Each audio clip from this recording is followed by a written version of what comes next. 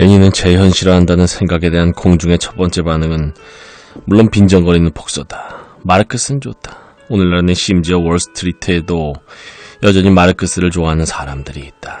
자본주의의 힘을 완벽하게 묘사한 상품의 신 마르크스. 우리 일상생활의 소외와 무라를 보여준 문화연구의 마르크스. 그러나 레닌은 안 되지. 농담이겠지. 레닌은 마르크스주의를 실천에 옮기려는 노력의 실패, 20세기 세계 정치 전반에 자취를 남긴 커다란 재앙, 경제적으로 비능률적인 독재로 치닫고만 현실 사회주의 실험 등을 대표하는 사람 아닌가. 따라서 오늘날 급진자파 얼마가 남아있든 이 급진자파 사이에 합의가 있다면 그것은 급진적인 정치 기획을 소생시키려면 먼저 레닌의 유산을 등져야 한다는 것이다. 계급투쟁의 무자비한 강조, 조직의 특권적 형식인 당,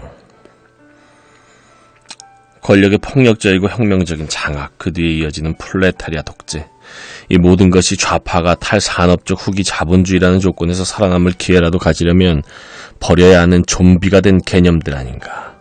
겉으로 보기에 설득력 있는 이런 논증에서 문제는 무엇을 할 것인가에서 자신의 생각과 실천의 기본 좌표를 정리한 뒤 그 뒤로 가차없이 이것을 추구하기만 한 지혜로운 혁명 지도자라는 레닌의 기존 이미지를 너무 쉽게 받아들인다는 것이다.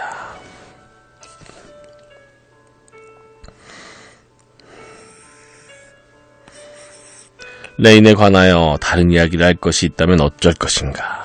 오늘날의 좌파가 진보운동의 시대 전체의 종말이라는 충격적인 경험을 하고 있는 것은 사실이다. 진보운동 시대 전체의 종말. 이 경험은 그 기획의 기본 좌표 자체를 다시 만들어낼 것을 강요하고 있다. 기억해야 할 것은 레닌주의를 낳은 것이 바로 이에 상응하는 경험이었다는 것이다. 이에 상응하는 경험.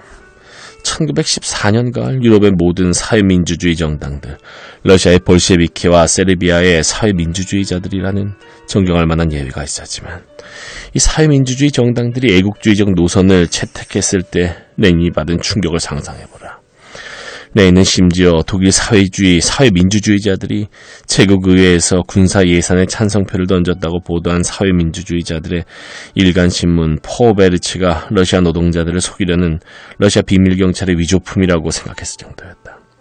유럽 대륙을 둘로 쪼갠 이 군사적 갈등의 시대에 어느 한편을 들어야 한다는 관념을 거부하는 것, 자기 나라의 애국적 열정과 대항하여 싸우는 것이 얼마나 어려웠겠는가. 애국적 열정. 얼마나 많은 위대한 정신들, 프로이트를 포함하여 이 위대한 정신들이 불과 단 두 줄 아에도 민족주의적 유혹에 굴복했던가. 1914년의 이 충격은 알랭 바디우의 표현을 빌자면 재난, 세계 전체가 사라진 재앙이었다. 진보에 대한 목가적이고 부르주아적인 믿음만이 아니라 그것과 동행했던 사회주의 운동도 사라졌다. 레닌 자신, 무엇을 할 것인가의 레닌도 발밑의 땅이 꺼지는 느낌을 받았다. 그의 절망적인 반응에서는 어떤 만족감도 찾아볼 수 없다. 내가 그럴 거라고 했잖아 하며 고소해야 하는 태도는 찾아볼 수가 없다. 이 절망의 순간, 이 재앙이 레닌적 사건의 털을 닦았다. 제2인터내셔널의 진화론적 역사주의를 깨닫는 털을 닦아준 것이다.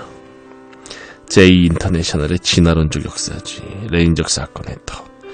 그리고 이것을 깨달은 유일한 사람, 재앙의 진실을 분명하게 표현한 유일한 사람이 레닌이었다. 이 절망의 순간을 거치면서 해겔의 논리학을 정독한 결과 혁명의 독특한 기회를 발견하는 능력을 갖춘 레닌이 태어났다. 오늘날 높은 수준의 이론과 가장 구체적인 정치투쟁 사이에 이런 관련을 강조하는 것은 중요한 일이다.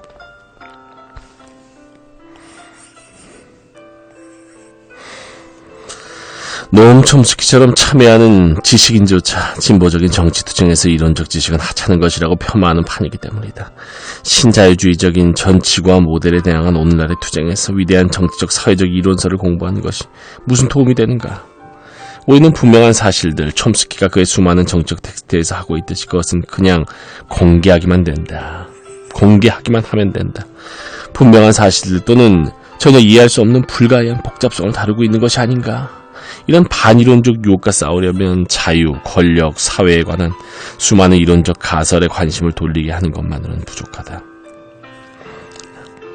그런 것은 촘스키의 정치적 텍스트에도 풍부하다. 오늘날 더 중요한 것은 인류 역사상 처음으로 일상적 경험이 생명공학, 생태학, 사이버 공간, 가상현실인 일상적 경험이 우리 모두에게 자유와 인간의 정체성의 본질 등 기본적인 철학적 쟁점들과 대변하도록 강요한다는 점일 것이다.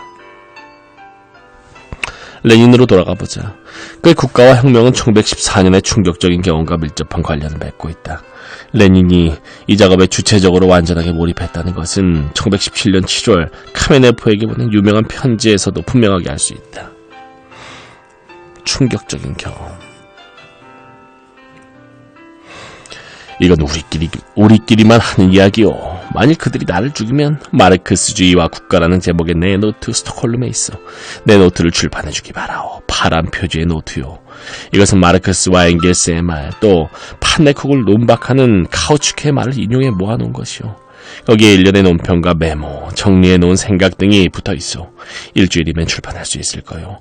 나는 이것이 중요하다고 생각하오. 플레아노프만이 아니라 카우츠크도 잘못 생각했기 때문이요. 단 이건 모두 우리끼리만 하는 이야기요. 여기에서는 실존적 참여가 크게 달하고 있다. 레닌의 유토피아의 핵심이 1914년의 재앙의 잿더미에서 제2인터내셔널 정통주의의 청산에서 생겨나고 있는 것이다. 부르주아 국가, 즉 국가 자체를 박살내고 상비군, 경찰, 관리 없이 모두가 사회적 문제 관리에 참여하는 새로운 공동체적 사회 형식을 만들어내야 한다는 급진적 명령이 나온 것이다. 레닌에게 이것은 먼 미래를 위한 이론적 기획이 아니었다. 그는 1917년 10월에 이렇게 주장했다. 2천만 명은 안 되더라도 1,000만 명으로 이루어진 국가기구는 즉시 가동할 수 있다. 이러한 순간의 몰아침이 진정한 유토피아다.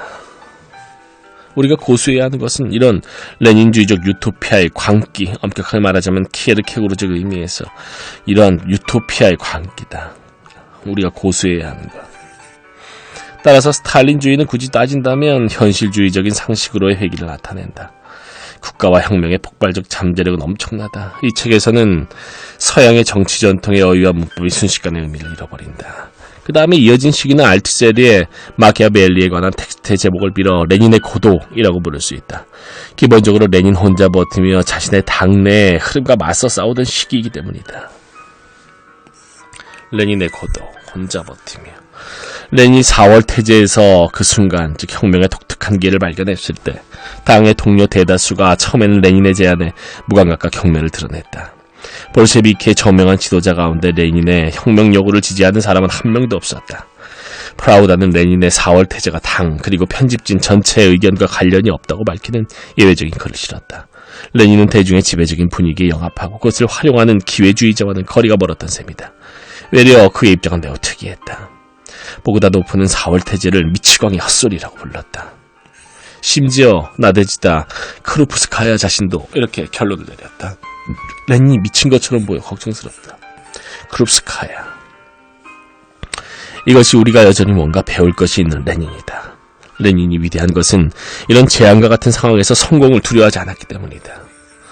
이것은 로자 루셈부르크와 아도르노에게서 발견되는 부정적인 페이소스와 대조를 이룬다. 이들 두 사람에게 궁극적인 진정한 행동이란 실패, 이것이 상황의 진실을 드러낸다. 실패를 받아들이는 것이었다. 그러나 레닌은 1917년 때가 무르익기를 기다리지 않고 선제 파업을 조직했다. 1920년에는 노동계급, 내전에서 다수가 죽었다. 노동계급이 없는 노동계급 정당의 지도자로서 국가를 조직하는 일에 착수하여 정당이 자신의 기초, 즉 자신의 노동계급을 조직한다. 심지어 재창조한 자는 역사를 완전히 받아들였다. 1차 혁명으로 짜르 체제를 무너뜨리고 민주주의적인 체제를 수립한 1917년 2월부터 10월에 2차 혁명에 이르는 기간에 레닌이 쓴 글들보다 이런 위대함이 더 분명하게 드러나는 곳은 없다. 이 책의 첫 글, 멀리서 쓴 편지들은 레닌이 독특한 혁명적 기회를 처음 파악하는 과정을 드러내며 마지막 텍스트, 페테르부르크 노동자, 병사 대의원 소비에트 회의의 의사록, 텍스트는 볼셰비키의 권력 장악을 선언한다. 독창적인 혁명 전략가 레닌에서부터 상연된 유토피아, 국가기구의 즉각적 철폐에 레닌에 이르기까지 모든 것이 여기에 있다. 다시 케르케고르를 참조해보자. 우리가 이 글들에서 인식하게 되는 것은 생성 중인 레닌이다. 아직 소비에트 제도 레닌이 되기 전 열린 상황에 던져진 레닌이라는 것이다. 역사의 종말이라고 일컬어지는 후기 자본주의적 봉쇄 속에서 우리가 지금도 그런 진정한 역사적 열림에 엄청난 충격을 경험할 수 있을까? 1917년 2월, 레닌은 거의 익명의 정치적 이주자로 취리에 좌초해 있었으며 러시아와 연락할 수 있는 믿을 만한 통로도 없었다. 러시아 상황도 거의 스위스 언론을 통해 접했다. 그런데 1917년 10월에는 처음으로 성공한 사회주의 혁명을 지도했다. 도대체 그 사이에 무슨 일이 있었던가? 2월에 레닌은 즉시 혁명적인 기회를 인식했다. 독특한 우연적인 상황들이 빚어낸 결과물이었다. 만일 이 순간을 포착하지 못하면 어쩌면 수십 년 동안 혁명의 기회가 다시 오지 않을 수도 있었다. 10월의 위험을 무릅쓰고 다음 단계로 나아가자고, 즉 혁명을 반복하자고 완강하게 고집한 사람은 레닌 혼자였다. 그는 자신의 당 중앙위원회 위원들 다수에게 조롱을 당했다. 여기에 추려모은 텍스트들에서 우린 레닌이 자신의 전망을 밀어붙이던 고집스럽고 끈기 있고 종종 좌절감을 안겨주던 혁명적 작업을 일별할 수 있을 것이다. 그러나 비록 레닌의 개인적인 개입이 불가결했다고 해도 10월 혁명의 이야기를 외로운 천재가 방향을 잃은 대중과 맞서 서서히 자신의 전망을 밀어붙인 이야기로 바꾸어서는 안 된다. 레닌이 성공했던 것은 그의 호소가 당의 노멘클라투스를 우회하여 엄청나게 분출한 풀뿌리 민주주의, 내가 혁명적 미시정치라고 부르고 싶은 욕을 느끼는 건 풀뿌리 민주주의에서 반향을 일으켰기 때문이다. 당시 러시아에서는 모든 대도시에서 지역위원회들이 생겨나 합법정부의 권위를 무시하고 자신의 손으로 일을 처리하고 있었다. 이것이 10월 혁명에서 언급되지 않은 이야기며 쿠데타를 정치한 극소수의 무자비한 헌신적 혁명가들 집단이 등장하는 신화의 이면이다. 권위를 무시하고 자신의 손으로 일을 처리하고 있었다. 오늘날의 독자들에게 가장 먼저 눈에 띄는 것은 1917년에 레닌의 텍스트들이 직접 읽을만 하다는 것이다. 긴 주석을 달아 설명할 필요가 없다. 이상하게 들리는 이름들을 모르더라도 무엇이 핵심적인 문제인지 금방 눈에 들어온다. 오늘날의 시점에서 거리를 두고 보면 이 텍스트들은 자신들이 참여하는 투쟁의 윤곽을 그려내는데 거의 고전적인 명령을 보여준다. 레닌은 상황의 역사를 완전하게 이해하고 있다. 2월 혁명으로 짜르 체제가 무너지고 난 뒤인 1917년 봄에 러시아는 유럽 전체에서 가장 민주적인 나라였다. 전례 없는 수준의 대중동원, 조직의 자유, 언론의 자유를 보여주고 있었다. 그러나 이런 자유 때문에 외려 상황은 불투명했다. 대단히 모호했다.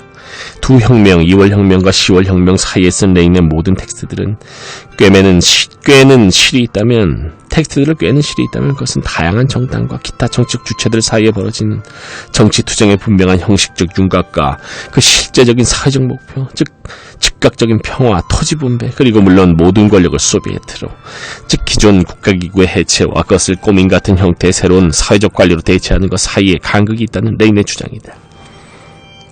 이 간극은 숭고한 열망 속에서 자유가 폭발한다는 상상으로서의 혁명, 즉 모든 것이 가능해 보이는 상황에서 보편적 연대가 이루어지는 마법의 순간으로서의 혁명과 이런 열망의 폭발이 관성을 가진 사회적 구조물 자체에 흔적을 남기게 하려고 할 경우에 수행해야 하는 사회적 재건이라는 어려운 일 사이의 간극이다.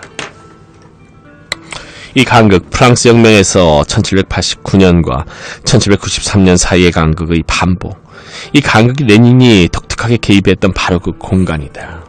혁명적 유물론의 근본적인 교훈은 혁명이 두 번 일어난다는 것이며 여기에는 그럴 만한 핵심적인 이유들이 있다. 이 간극은 단지 형식과 내용 사이의 간극이 아니다. 1차 혁명에서 빠진 것은 사실 내용이 아니라 형식 자체다. 혁명은 낡은 형식 속에 그대로 처박힌 채 기존의 국가기구와 그 민주적 기구를 그냥 이용하기만 하면 자유와 정의를 이룰 수 있다고 생각한다. 만일 좋은 당이 자유선거에서 승리하여 사회주의적 변형을 합법적으로 수행해 나간다면 어떻게 될까? 우스꽝스럽다고까지 할 수 있는 이런 환상의 가장 명료한 표현은 1920년대 카를 카우츠키가 정리한 태제, 즉 사회주의의 첫 단계, 자본주의로부터 사회주의로 이행하는 단계의 논리적인 정치 형식은 부르주아 정당과 프롤레타리아 정당의 의회 내 연립이라는 태제다. 이 점은 근대 초기에서 완벽하게 유사한 예를 찾아볼 수 있다. 당시 교회의 이데올로기적 헤게모니에 대한 반대는 처음에는 다른 종교적 이데올로기라는 형식, 즉 이단으로 표현되었다. 이와 마찬가지로 1차 혁명의 주도자들은 자본주의적 민주주의라는 정치 형식 내에서 자본주의적 지배를 정복하고자 한다. 이것은 헤겔이 말하는 부정의 과정이다. 우선 구질서는 그 자체의 이데올로기적, 정치적 형식 내부에서 부정된다. 그 다음에는 이런 형식 자체가 부정된다. 동요하는 사람들, 이 형식 자체를 극복하는 두 번째 걸음을 내딛기를 두려워하는 사람들은 로베스피에르의 말을 되풀이하자면 혁명 없는 혁명을 원하는 사람들이다. 레닌은 이런 후퇴의 다양한 형태들을 분별해내는 데서 그의 의심에 해석하기 지닌 모든 힘을 보여준다.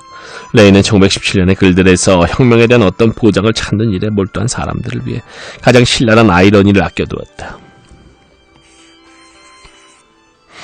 이 보장은 두 가지 주요한 형태를 띈다. 그것은 레닌이 되풀이하여 지적하듯이 사회적 필연성이라는 무라된 개념, 너무 일찍 혁명을 하는 모험을 하면 안 된다. 역사적 발전 법칙의 관점에서 때가 무르익는 적당한 순간을 기다려야 한다.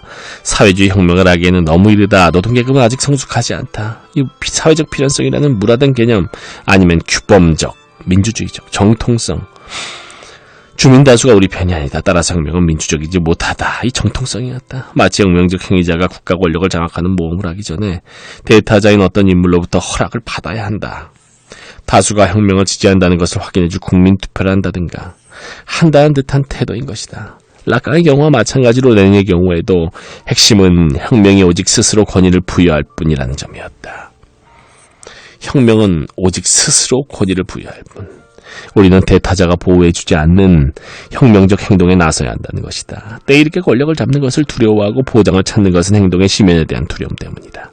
이것이 레닌이 끊임없이 비난하는 기회주의의 궁극적 형태다. 기회주의란 그 자체로 본디 행동에 대한 두려움을 객관적 사실, 법칙, 규범이라는 보호막으로 가리는 그릇된 태도라는 것이 레닌의 전제다.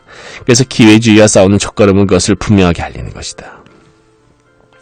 그럼 무엇을 할 것인가? 우리는 사실을 말해야 한다. 우리 중앙위원회 내부에 경향 또는 의견이 있다는 사실을 인정해야 한다. 레닌의 답은 다른 일군의 객관적 사실들을 참조하는 것이 아니라 로자 룩셈부르크가 10년 전 카우츠키에 반대하여 펼친 주장을 반복하는 것이다. 혁명의 객관적 조건이 다가오기를 기다리는 사람은 영원히 기다리게 될 것이다. 그런 객관적 관찰자, 참여하는 행위자가 아니라 그런 객관적 관찰자 입장 자체가 혁명의 주요한 장애물이다. 제2단계에 대한 형식 민주주의적 비판에 맞서 레닌의 말로는 이런 순수 민주주의적 선택 자체가 유토피아적이라는 것이다. 러시아의 구체적인 상황에서 부르주아 민주주의적 국가는 생존할 가능성이 없다. 2월 혁명의 진정한 이익, 결사와 언론의 자유 등을 보호하는 유일하게 현실적인 방법은 사회주의 혁명으로 나아가는 것이며, 그렇지 않을 경우 자르를 지지하는 반동이 승리하게 된다. 불필요하다는 것을 알기 위해서 반드시 해보아야만 하는 일이 있다. 이것이 정신분석학의 일시성 개념의 기본적 교훈이다. 치료 과정에서 사람들은 그릇된 방향으로 나아가 몇 달을 허비하다가 갑자기 깨달으며 올바른 방법을 찾게 된다. 뒤돌아보면 이런 우애는 불필요한 것인 동시에 필수적인 것이다. 혁명에도 똑같은 이야기를 할 수 있지 않을까. 그렇다면 레닌이 말년에 볼셰비키 권력의 한계를 완전히 알게 되었을 때 무슨 일이 일어났을까? 우리가 레닌과 스탈린을 대립시키는 것은 바로 이 대목에서이다. 레닌이 국가와 혁명에서 유토피아를 부인하고 나서 오랜 시간이 흐른 뒤에 쓴 마지막 글들에서는 볼셰비키 권력이 해야 할 일에 대한 겸허하고 현실적인 기획의 윤곽을 발견할 수 있다. 러시아 대중의 경제적 저개발 상태와 문화적 후진성 때문에 러시아가 사회주의로 직접 이행하는 것은 불가능하다. 소비에트 권력이 할 수 있는 일이란 국가 자본주의라는 온건한 정치와 무기력한 농민 대중에 대한 강력한 문화교육을 결합하는 것뿐이다. 공산주의 선전이라는 세뇌가 아니라 인내심을 가지고 점진적으로 선진적이고 문명화된 기준들을 밀어붙이는 것이다. 사실과 수치들을 보면 서유럽의 보통 문명국 수준에 이르려면 우리가 해야 할 다급하고 힘겨운 기초작업이 얼마나 엄청난지 알 수 있다. 우리가 아직 반아시아적 무지로부터 벗어나지 못했다는 점을 염두에 두어야 한다. 그래서 레닌은 모든 종류의 직접적인 공산주의 이식에 되풀이하여 반대한다. 이것을 우리가 농촌에 엄격하게 공산주의적인 관념들을 즉시 순수한 형태로 선전해야 한다는 의미로 이해선 절대 안 된다. 우리의 농촌에 공산주의를 세울 물질적 기초가 없는 한 공산주의가 그렇게 보급되는 것은 해로울 수 있다. 사실 치명적일 수도 있다. 그 되풀이되는 주제는 이것이다. 가장 해로운 것은 서두르는 것이다. 스탈린은 이런 문화혁명의 입장에 반대하여 한 국가에서 사회주의를 건설한다는 철저하게 반레닌주의적 관념을 채택했다.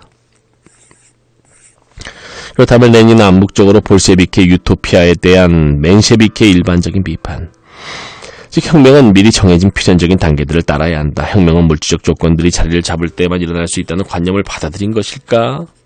바로 이 대목에서 우리는 레닌의 세련된 변증법적 감각이 작동하는 모습을 관찰할 수 있다. 1920년대 초에 이르러 레닌은 볼셰비키 권력의 주요 임무가 진보적인 부르주아 정권의 과제, 의무교육 등을 수행하는 것임을 잘 알고 있다.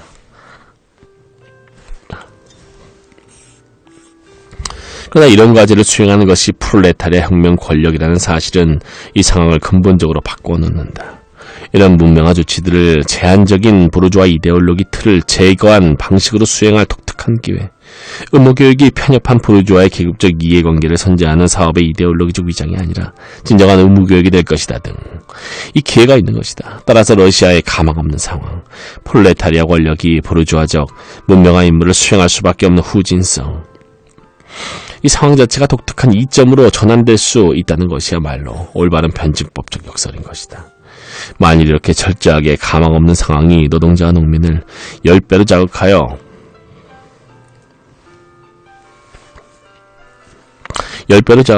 우리에게 서유럽 국가들과는 다른 방식으로 문명의 근본적인 필수 요소들을 만들어낼 기회를 준다면 어떨까? 여기에 혁명의 두 가지 모델, 두 가지 양립할 수 없는 논리가 있다. 하나는 역사적 진화의 필연성을 따라 혁명이 그 나름의 적당한 때 폭발할 순간 최종적 위기가 무르익은 목적론적 순간을 기다리는 사람들의 입장이다. 또 하나는 혁명에는 적절한 때라는 것이 없다는 사실을 아는 사람들, 혁명적 기회가 나타나면 규범적인 역사적 발전을 우회해서라도 잡아야 한다는 것을 인식하는 사람들의 입장이다. 레닌은 의지를 앞세우는 주관론자가 아니다. 그가 강조하는 것은 예외, 1917년 러시아의 경우처럼 특별한 일군의 상황들, 예외가 규범 자체를 바꾸어 버릴 방법을 제공한다는 것이다. 이런 논리, 이런 근본적 입장은 오늘날 그 어느 때보다 시적절하지 않을까. 우리 역시 정치적 행위자들을 포함하여 국가와 그 기후가 핵심적인 쟁점들을 점점 표현하지 못하는 시대에 살고 있지 않은가. 국가와 그 기후가 핵심적인 쟁점들을 점점 표현하지 못하는 시대. 다름 아닌 존 르 카레가 그 점을 최근에 이렇게 표현했다. 정치가들은 세계의 진정한 문제들을 무시하고 있다. 그가 말하는 문제란 생태, 건강관리 악화, 궁핍, 다국적 기업의 역할 등이다. 르 카레는 단지 일부 정치가들의 단견만 지적하는 것이 아니다. 만일 그가 말하는 것을 진지하게 받아들인다면 유일한 논리적 결론은 우리에게 이런 핵심적인 문제들을 직접 사회화할 새로운 정치화 형식이 긴급히 필요하다는 것이다. 러시아의 다급한 문제들, 평화, 토지 분배 등을 합법적인 의회적 수단을 통하여 풀 수 있다는 1917년의 착각은 예를 들어 생태적 위협을 생태에 대한 시장 논리, 오염을 일으키는 사람이 그들이 끼친 피해의 대가를 지불하게 한다. 시장 논리를 확대하여 피할 수 있다는 오늘날의 착각과 똑같다.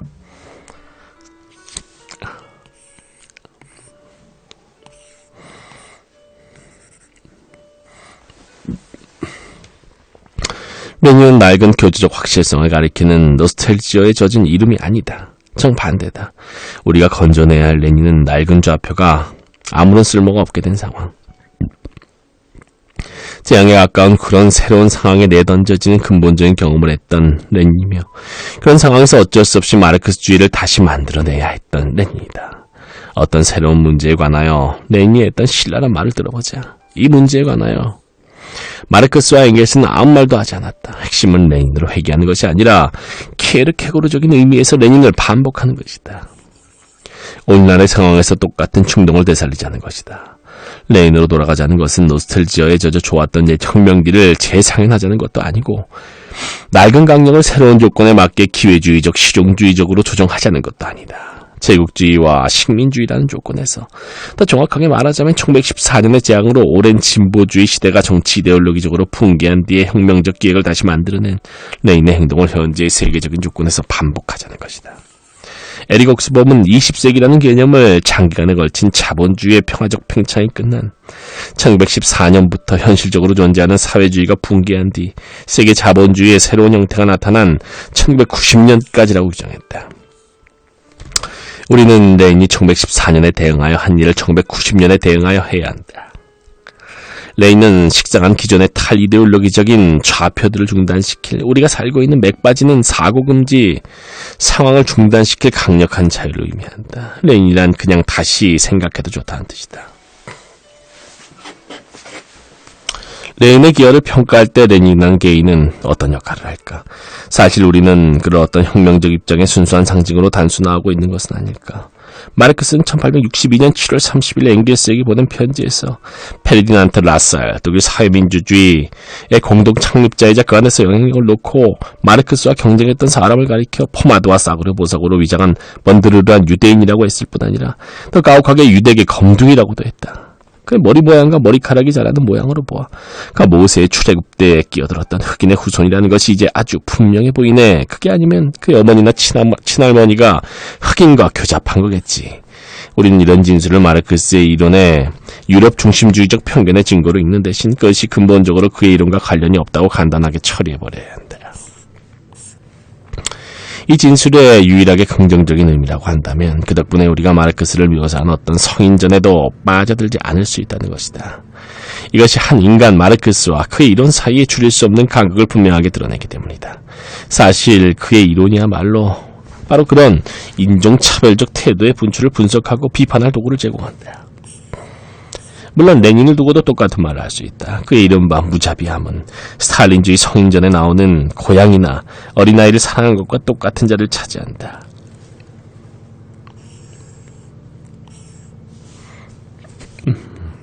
무자비함.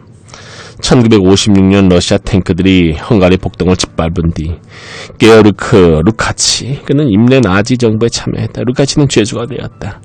KGB 장교가 그에게 무기를 소지했느냐고 묻자 루카치는 차분하게 주머니에서 손을 넣어 자신의 펜을 꺼내주었다. 이 제스처에 담긴 뜻이 여기에 모은 레닌의 텍스트들에도 적용되는 것은 아닐까. 만일 펜이 무기였던 적이 있다면 레닌이 1917년 텍스트들을 쓸 때 사용한 그 펜이야말로 무기였다. 파국과 혁명 사이에서 일장 멀리서 쓴 편지들.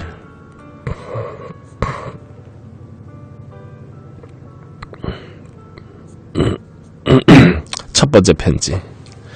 첫 번째 혁명의 첫 번째 단계. 제국주의 세계전쟁으로 첫 번째 혁명이 일어났다.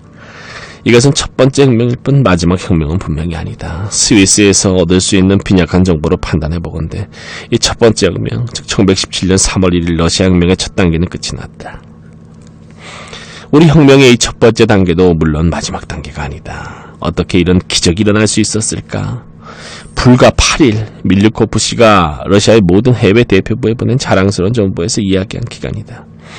불과 8일 만에 수백 년 동안 유지되어 온 또 1905년에서 1907년 3년 동안 전국을 뒤흔든 거대한 계급 전투들을 거치면서 완강하게 유지되어 온 군주제가 무너졌으니 말이다. 자연이나 역사의 기적은 없다.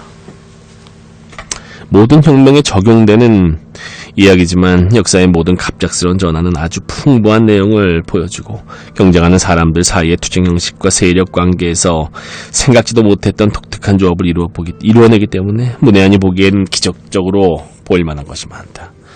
차르 군주제가 며칠 만에 무너지는 데는 세계사적인 중요성을 가진 수많은 요인들의 조합이 필요했다. 이제 그 가운데 주요한 것들을 언급해보겠다.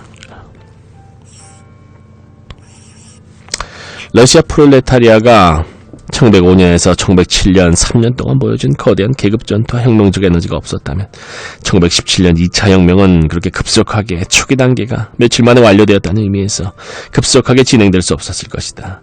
1차 혁명, 1905년 1차 혁명은 땅을 깊게 갈아 오래된 편견들을 뿌리째 뽑아내고 수백만 노동자, 수천만 농민이 정치 생활과 정치 투쟁에 눈뜨게 했으며 러시아 사회의 모든 계급과 주요한 정당, 모든 계급이 서로 또 세계를 향해 진실한 성격과 진실한 이해관계, 힘, 행동 방식, 당면한 목표와 궁극적 목표를 드러나게 해주었다. 1차 혁명과 그에 이어진 반혁명 시기 1907년에서 1914년은 짜르 군주제의 본질을 까발렸고 그것을 극한으로 몰아갔으며 괴물 라스푸틴이 지배하는 차르 노당의 모든 부패와 비행, 냉소와 타락을 드러냈다. 또 로마노프 가문의 짐승 같은 잔혹성을 모조리 폭로했다. 그들은 러시아를 유대인, 노동자, 혁명가들의 필요적신 학살자들이었다. 수백만 데샤티나의 토지를 소유하면서 어떤 잔혹행위, 어떤 범죄도 불사하고 그들 자신과 그들의 계급의 신성한 재산권을 보존하기 위해서라면 아무리 많은 수의 시민이라도 파멸시키고 교살할 각오가 되어 있는 지주들, 귀족들 가운데도 제일 가는 귀족이었다. 1905년에서 1907년의 혁명과 1907년에서 1914년의 반혁명이 없었다면 러시아 인면의 모든 계급과 러시아에 거주하는 모든 민족의 분명한 자결도 불가능했을 것이다. 이 계급들의 상호관계 그리고 이들과 자르 군주제의 관계는 이 시기에 결정되었고 이것이 1977년 2월에서 3월 혁명의 8일 동안 분명하게 드러났다. 이 8일간의 혁명은 비유적인 표현을 써도 좋다면 10여 차례 크고 작은 리허설 뒤에 공연되었다. 배우들은 서로를 자기 역할을 자신이 있어야 할 것을 자기 무대를 자세히 구석구석 알았다. 정치적 성향과 행동 방식의 크고 작은 차이까지 모두 다 알고 있었던 것이다. 구치코프나 밀리코프 같은 자들과 그들의 부하들이 대폭동이라고 비난했던 1905년의 위대한 1차 혁명은 12년의 세월 뒤에 찬란한 영광스러운 구치코프나 밀리코프 같은 자들이 이것을 영광스럽다고 말한 것은 그들의 이 혁명을 통해 권좌에 올랐기 때문이다. 당분간이지만 1917년 혁명을 낳았다. 그러나 여기에는 위대하고 막강하고 전능한 무대 감독이 필요했다. 그러나 한편에서는 세계사의 진행 속도를 엄청나게 높여야 했고 또 한편에서는 전례 없는 강도의 세계적 위기, 경제적, 정치적, 민족적, 국제적 위기를 만들어내야 했다. 세계사가 특별히 속도를 높일 뿐 아니라 아주 갑작스럽게 방향을 틀 필요도 있었다. 그렇게 갑작스럽게 방향을 트는 상황에서만 로마노프 왕조를 실은 피에 물든 더러운 마차가 단일격에 뒤집힐 수 있기 때문이다. 이 전능한 무대 감독, 이 엄청난 가속의 동력은 제국주의 세계전쟁이었다. 이것이 세계전쟁이라는 사실은 이제 논란의 여지가 없다. 현재 미국과 중국이 이미 반은 발을 들여놓았고 그것도 완전히 개입하게 될 터이기 때문이다. 이것이 양쪽 편 모두에게 제국주의 전쟁이라는 사실 역시 이제는 논란의 여지가 없다. 오직 자본가들과 그들의 부하들, 사회 애국주의자와 사회 배회주의자 또는 일반적인 비판적 규정 대신 러시아에 익숙한 정치적 이름들을 사용한다면 한편으로는 오직 구치코프와 르보프, 밀류코프와 싱가리오프 같은 자들, 또 한편으로는 오직 그보주디오프, 포트레소프, 치엔켈리, 케렌스키, 치에이제 같은 자들만이 이 사실을 부인하거나 속일 수 있다. 독일과 영국, 프랑스의 부르주아지들은 양쪽 다 외국을 약탈하고 작은 민족들을 교살하려고 금융계에서 우위를 차지하고 식민지들을 분할 및 재분할하려고 여러 나라의 노동자들을 오도하고 분열시켜 비틀거리는 자본주의 체제를 구하려고 전쟁을 하는 중이다. 제국주의 전쟁 때문에 객관적 필연성에 따라 프롤레타리아와 부르주아의 계급 투쟁은 전례 없이 엄청난 속도가 붙었고 격렬해질 수밖에 없다. 제국주의 전쟁은 적대적인 계급들 사이의 내전으로 바뀔 수밖에 없다. 1917년 2월에서 3월 혁명으로 이런 변화는 시작되었다. 이 첫 단계의 특징은 우선 두 세력이 짜르 체제를 공동으로 공격한 것이었다. 하나의 세력은 부르주아지와 지주의 러시아 전체인데 여기에는 그 무의식적인 부하들과 의식적인 지도자들, 영국과 프랑스의 사절과 자본가들이 따라붙는다. 또 하나의 세력은 병사와 농민 대표까지 자신의 편으로 끌어들이기 시작한 노동자 대의원 소비에트다. 이 세 가지 정치적 진영, 이 세 근본적인 정치 세력 1. 봉건 지주들의 우두머리이자 낡은 관료제와 군부 특권 계급의 우두머리인 짜르 군주제 2. 부르주아지와 지주, 10월당, 카데트, 러시아 그 뒤에는 뿌띠 부르주아지가 늘어서 있다. 케렌스키와 치에이제가 이들의 주요한 대표자들이다. 3. 노동자 대의원 소비에트 이들은 프롤레타리아 전체와 주민 가운데 가장 가난한 사람들 전체를 동맹자로 사무리하고 있다. 이는 첫 번째 단계 8이라는 짧은 기간에 완전히 또 분명하게 자신을 드러냈다. 심지어 지금 이 글의 나처럼 사건의 현장에서 아주 멀리 떨어진 곳에서 빈약한 외신급보를 보는 것에 만족해야 하는 관찰자에게도 그것이 분명하게 보인다. 레닌, 이 글의 나처럼 레닌. 그러나 이 문제를 더 자세하게 다루기 전에 가장 중요한 요인, 즉 제국주의 세계전쟁을 이야기하던 대목으로 돌아가야겠다. 이 전쟁은 교전 강국들, 자본주의 체제의 우두머리이자 자본주의 노예체제의 노예 소유자들인 자본과 교전 집단들을 서로 강철사슬로 묶어버렸다. 하나의 핏덩어리. 이것이 역사의 지금 이 순간의 사회적 정치적 삶이다. 전쟁이 발발하자 부르주아지에게로 달아나버린 사회주의자들, 독일의 다피트와 샤이데만 같은 사람들, 러시아의 플레아노프, 포트레소프, 그보주디오프 같은 사람들, 이 사회주의자들은 혁명가들의 환상, 바젤 선언의 환상, 제국주의 전쟁을 내전으로 바꾸는 우스꽝스러운 꿈에 반대하여 오랫동안 시끄럽게 목소리를 높였다. 그들은 자본주의가 힘 끈기 적응력을 드러냈다면서 온갖 목소리로 찬가를 불렀다. 그들은 자본가들이 여러 나라의 노동계급을 적응시키고 길들이고 오도하고 분열시키는 것을 도왔다. 그러나 마지막에 웃는 자가 가장 기분 좋게 웃는 자다. 부르주아지는 전쟁으로 인한 혁명적 위기를 오랫동안 지연시킬 수 없었다. 이 위기는 최근에 방문한 한 관찰자의 말에 따르면 뛰어나게 조직된 기근을 겪고 있는 독일에서 시작하여 역시 기근이 다가오고 있지만 조직은 뛰어나지 못한 영국과 프랑스에 이르기까지 모든 나라에서 정할 수 없는 힘으로 깊어지고 있다. 혁명적 위기가 자르 체제의 러시아에서 가장 먼저 발생한 것은 당연한 일이다. 러시아가 혼란이 가장 극심했고 프롤레타리아가 가장 혁명적이었기 때문이다. 특별한 자질 때문이 아니라 1905년의 전통이 살아있기 때문에. 이 위기는 러시아와 그 동맹국들이 당한 일련의 대단히 심각한 패배 때문에 더 깊어졌다. 이 패배는 정부의 낡은 구조와 구질서를 흔들고 그것에 반대하는 모든 계급의 주민의 분노를 자극했다. 군대는 이 패배에 몹시 실망했다.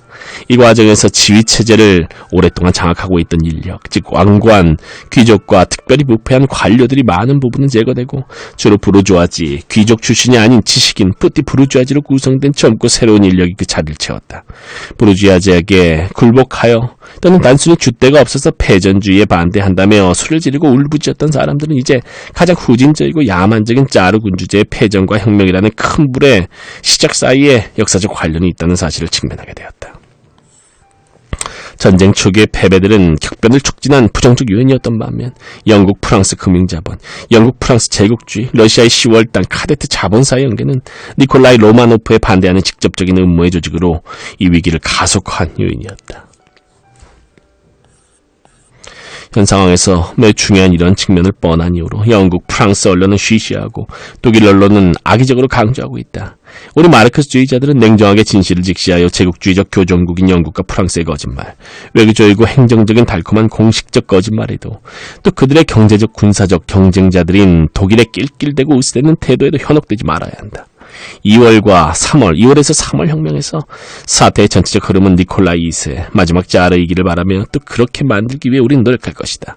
니콜라이 2세와 비렐림 2세 사이의 단독 협정과 단독 휴전을 막으려고 오랫동안 필사적으로 노력해온 영국과 프랑스 대사관과 그들의 요원이나 연줄들이 10월 당원이나 카데토 합세하여 또 장군들과 육군이나 상트페테르부르크 수비대 장교들 가운데 일부 합세하여 니콜라이 로마노프의 폐위를 분명한 목적으로 하는 음모를 직접 꾸몄다는 사실을 분명하게 보여준다. 어떤 환상도 품지 말자. 노동자 정당과 카데트 사이의 협정, 카데트의 노동자 정당 지원 등을 찬양할 준비가 되어 있는 사람들, 그 모주대표 포트레소프 정책과 국제주의 사이에서 동요하며 종종 뿌띠 부르주아적 평화주의에 빠져들곤 하는 조직위원회 지지자들이나 맨셰비키 같은 사람들이다. 이들처럼 실수하지 말자. 그들은 기계적으로 암기한 낡은 그리고 결코 마르크스주의적이지 않은 교조에 따라 우두머리 전사 니콜라이 로마노프를 폐위시키고 그 자리에 더 힘이 있고 신선하고 유능한 전사들을 앉히려는 영국, 프랑스 제국주의자들 또는 구치노프나 밀류코프 같은 사람들의 음모를 감추려고 노력하고 있을 뿐이다. 혁명이 그렇게 빠른, 또 비상적으로 언뜻 보기에는 그렇게 근본적인 성공을 거둔 것은 매우 독특한 역사적 상황으로 인해 전혀 유사하지 않은 흐름들, 완전히 이질적인 계급적 이해관계들, 완전히 반대되는 정치적이고 사회적인 노력들이 합쳐졌다는 사실, 그것도 놀랄 만큼 조화로운 방식으로 합쳐졌다는 사실 하나 때문일 뿐이다. 즉 한쪽에는 영국, 프랑스 제국주의자들의 음모가 있었다. 그들은 제국주의 전쟁을 계속할 목적으로, 그 전쟁을 더 격렬하고 더 집요하게 수행할 목적으로, 러시아의 노동자와 농민을 새로 수백만 명 학살할 목적으로 밀류코프, 구치코프 등에게 권력을 잡을 것을 촉구했다. 그래야 구치코프 같은 자들이 콘스탄티노플을 얻을 수도 있고 프랑스 자본가들이 시리아를 얻고 영국 자본가들이 메소포타미아를 얻을 수 있었기 때문이다. 그러나 이것만이 아니다. 다른 쪽에서는 빵, 평화, 진정한 자유를 요구하는 대단히 프롤레타리아적이고 또 대중적인 운동, 혁명적 성격을 띤 운동, 도시와 시골의 주민 가운데 극빈층 전체가 참여한 운동이 있었다. 러시아의 혁명적 프롤레타리아가 카데트 10월 당의 제국주의를 지지했다고 말하는 것은 대단히 어리석은 일이다.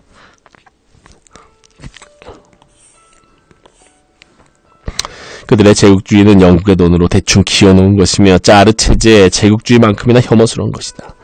혁명적 노동자들은 악명 높은 자르 군주제를 파괴하고 있었으며 상당 부분 이미 파괴를 했고 또 앞으로 그 기초까지 파괴하게 될 것이다. 뮤케니언, 구치코프, 밀리코프 등이 하나의 군주를 다른 군주로, 그것도 기왕이면 로마노프 집안의 군주로 대체하려는 투쟁이 어떤 짧고 예외적인 역사적 위기에 혁명적 노동자들에게 도움을 주었다 해도 혁명적 노동자들은 들뜨지도 않고 그렇다고 낙심하지도 않는다. 상황은 오직 그런 식으로만 전개되어 간다. 진실을 두려워하지 않는 정치가, 혁명에 참여한 사회적 세력들의 힘을 침착하게 평가하는 정치가 현재의 모든 특이사항들뿐만 아니라 더 근본적인 동기까지 보는 관점, 러시아와 세계 전체 프롤레타리아와 부르주아지의 더 깊은 이해관계까지 보는 관점에서 현재의 상황을 평가하는 정치가의 눈에는 오직 그렇게 보일 수밖에 없다. 페트로그라드 노동자들은 러시아 전체 노동자들과 마찬가지로 희생을 무릅쓰고 자르 군주제와 싸웠다. 자유를 위하여, 농민에게 땅을 주기 위하여, 평화를 위하여, 제국주의적 학살에 반대하여 싸웠다. 영불 제국주의 자본은 학살을 계속하고 확대하려고 궁정에서 음모를 꾸미고 근위대 장교들과 공모하고 구치코프나 밀류코프 같은 자들을 부추기고 격려하고 완전히 새로운 정부를 급조했다. 프롤레타리아의 투쟁이 자르 체제에 첫 타격을 가한 직후에 이 정부가 실제로 권력을 잡았다.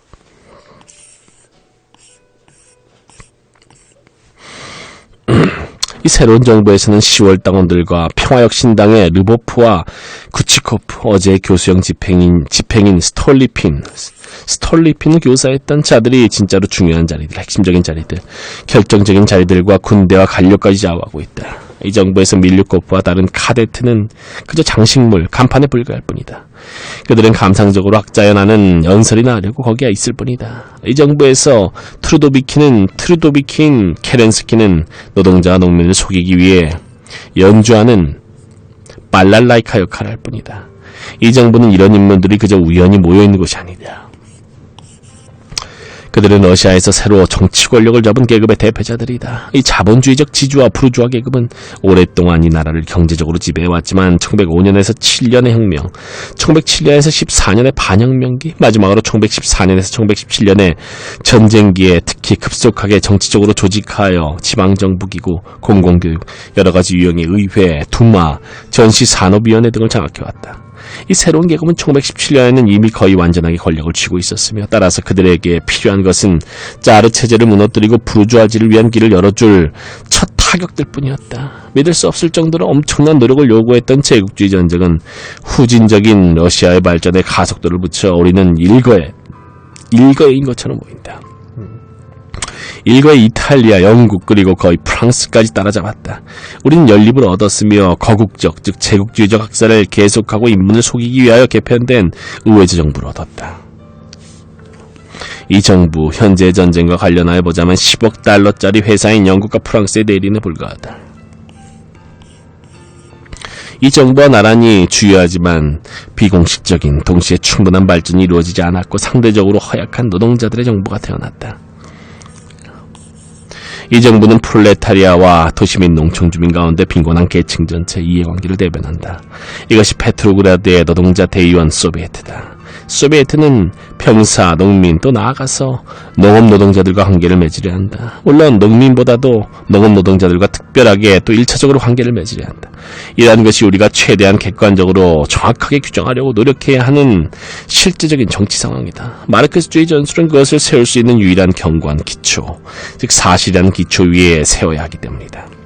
자르 군주제는 분쇄되었지만 최종적으로 숨이 끊어진 것은 아니다.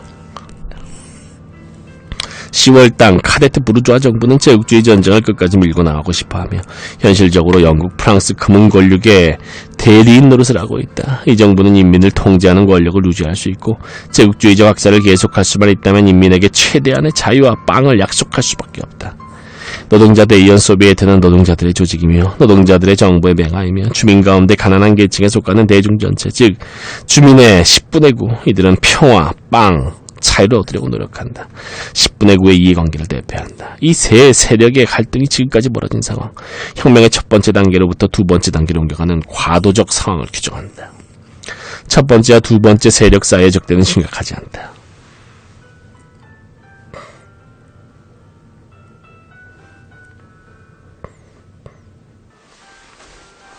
첫 번째와 두 번째 세력 사이의 적대는 심각하지 않다.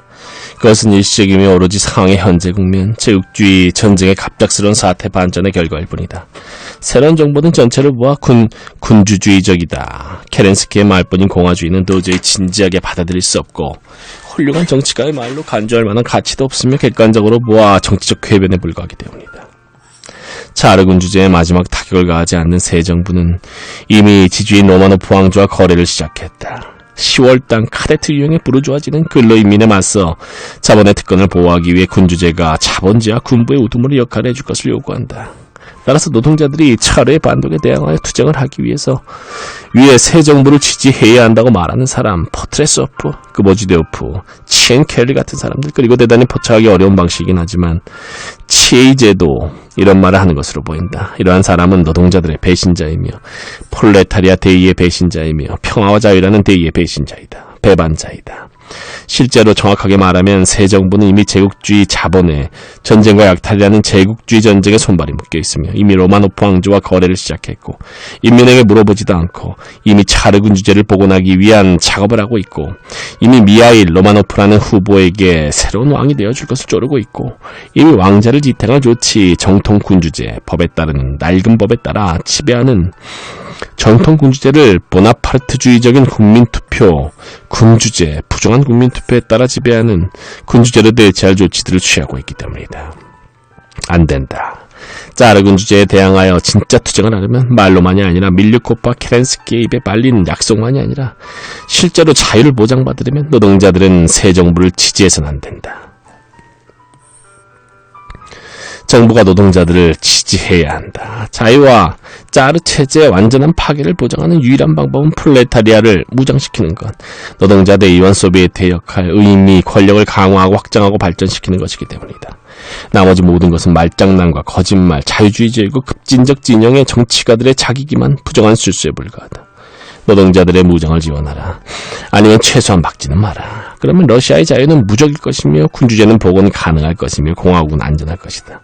반대일 경우 쿠치코프와 밀류코프 같은 사람들은 군주제를 복원하고 사신들이 약속한 자유는 절대 하나도 주지 않을 것이다. 모든 부르주아 혁명에서 모든 부르주아 정치가들은 약속으로 인민을 먹이고 노동자들을 속였다. 우리의 혁명은 부르주아 혁명임에 따라서 노동자들은 부르주아지를 지지해야 한다고 포트레스오프, 그보주디오프, 치에이제 같은 사람들은 말한다. 예전에 플레아노프가 했던 말과 똑같다.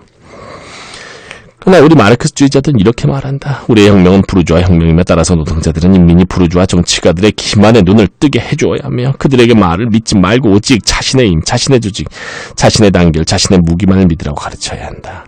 10월 땅과 카데트의 정부, 쿠치코프와 밀류코프 같은 사람들의 정부는 설사 진지하게 원한다 해도 가난아이가 아니라면 쿠치코프와 르보프가 진지하다고 생각하는 사람은 없을 것이다. 결코 인민에게 평화, 자유를 줄 수 없다. 이 정부는 평화를 줄 수 없다. 이 정부는 전쟁 정부, 제국주의적 학살을 계속하기 위한 정부, 아르메니아, 갈리치아, 터키를 약탈하고 콘스탄티노플을 합병하고 폴란드, 쿠를란트, 리투아니아 등을 재정복하러 나선 약탈 정부이기 때문이다. 이 정부는 영국, 프랑스 제국주의 자본에 손발이 묶여있다. 러시아 자본은 수조 루블을 주무르는 전 세계적인 회사, 영국과 프랑스라고 부르는 회사의 지사에 불과하다. 이 정부는 빵을 줄 수가 없다. 이 정부는 부르주아 정부이기 때문이다.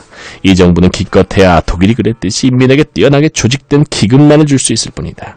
그러나 인민은 기근을 받아들이지 않을 것이다. 그들은 빵이 있으며 그것을 얻을 수 있다는 것, 그러나 자본과 토지 소유의 신성함을 존중하지 않는 방법으로만 얻을 수 있다는 것을 배울 것이다. 그것도 아마 아주 빨리 배우게 될 것이다. 이 정부는 자유를 줄 수 없다. 이 정부는 지주와 자본가의 정부로서 인민을 두려워하며 이미 로마노프 왕조와 거래를 시작했기 때문이다. 이 정부를 상대하는 우리의 직접적인 태도의 전술적 문제는 다른 글에서 다룰 것이다. 그 글에서 우리는 현재 상황의 특수성, 즉 혁명의 첫 번째 단계로부터 두 번째 단계로 옮겨가는 과도기라는 특수성과 더불어 왜 이 순간의 슬로건 오늘의 임무가 다음과 같은 것이 되어야 하는지를 설명할 것이다. 노동자들이여, 여러분은 차르 체제에 대항한 내전에서 프롤레타리아 영주의, 인민 영주의의 기적을 이루어냈다. 이제 여러분은 혁명의 두 번째 단계에서 승리를 거둘 수 있는 길을 닦기 위하여 조직의 기적, 프롤레타리아 조직과 전 인민 조직의 기적을 이루어내야 한다. 당장은 혁명의 현 단계에서 계급투쟁과 계급 간 세력관계 분석에만 국한하기로 하자. 이 점에서도 아직 질문이 남아있기 때문이다. 이 혁명에서 프롤레타리아의 동망자는 누구인가? 프롤레타리아에서 동맹자가 둘이 있다. 첫째는 반프롤레타리아, 또 부분적으로는 소농으로 구성된 광범한 대중이다. 반만 프롤레타리아, 반프롤레타리아, 안티가 아니라 이들의 숫자는 수천만이 넘으며 러시아 주민 절대 다수를 이룬다. 이 대중에게 평화, 빵, 자유, 토지는 필수적이다. 이 대중은 어느 정도 부르주아지, 특히 생활 조건이 가장 비슷한 뿌띠 부르주아지의 영향을 받아 부르주아지와 프롤레타리아 사이에서 통일할 수밖에 없다. 그러나 전쟁의 잔인한 교훈들, 쿠치코프, 르보프, 밀리코프 일파가 이 전쟁을 더 힘차게 수행하면 수행할수록 그 교훈은 더 잔인해질 터인데, 이 교훈들은 불가피하게 이 대중을 프롤레타리아 쪽으로 밀어붙여 이들은 프롤레타리아를 따르게 될 것이다. 우리는 이제 새로운 질서가 허용하는 상대적 자유와 노동자 대의원 소비에트를 활용하여 무엇보다 먼저 이 대중을 계몽하고 조직해야 한다. 농민 대의원 소비에트와 농업 노동자 소비에트, 이것이 우리가 가장 긴급한 과제 가운데 하나이다. 이와 관련하여 우리는 농업 노동자들이 자신만의 별도 소비에트를 세우도록 지원해야 할 뿐만 아니라 토지가 없는 가장 가난한 농민이 부유한 농민과 별도로 조직을 갖추도록 지원해야 한다. 현재 특별한 과제와 긴급하게 필요한 조직의 특별한 형태는 다음 편지에서 다루도록 하겠다. 둘째로, 러시아 프롤레타리아의 동맹자는 모든 교전국가 만국의 프롤레타리아다. 현재 이 동맹자는 전쟁 때문에 상당한 억압을 당하고 있다. 그럼에도 우리의 사회 배회주의자들, 다시 말해 러시아의 플레아노프, 그보지디오프, 포트레소프처럼 부르주아지에게로 달아난 자들이 프롤레타리아의 이름으로 행세하는 경우가 너무 많다. 그러나 제국주의 전쟁이 진행되면서 매달 프롤레타리아가 그들의 영향으로부터 해방되어 가고 있으며 러시아 혁명 때문에 불가피하게 이 과정에는 엄청난 속도가 붙게 될 것이다. 프롤레타리아는 이 두 동맹자와 더불어 현재의 과도기 상황의 특수성을 활용하여 우선 쿠치코프, 밀리코프의 반군 주제가 아니라 민주공화국을 이루고 농민이 지주에게 완전히 승리를 거두도록 지원해야 하며 그 다음에는 사회주의로 나아가야 한다. 프롤레타리아는 그렇게 할 수 있고 또 그렇게 할 것이다. 오직 사회주의만이 전쟁에 지친 인민에게 평화, 빵, 자유를 줄 수 있기 때문이다. 첫 번째 편지.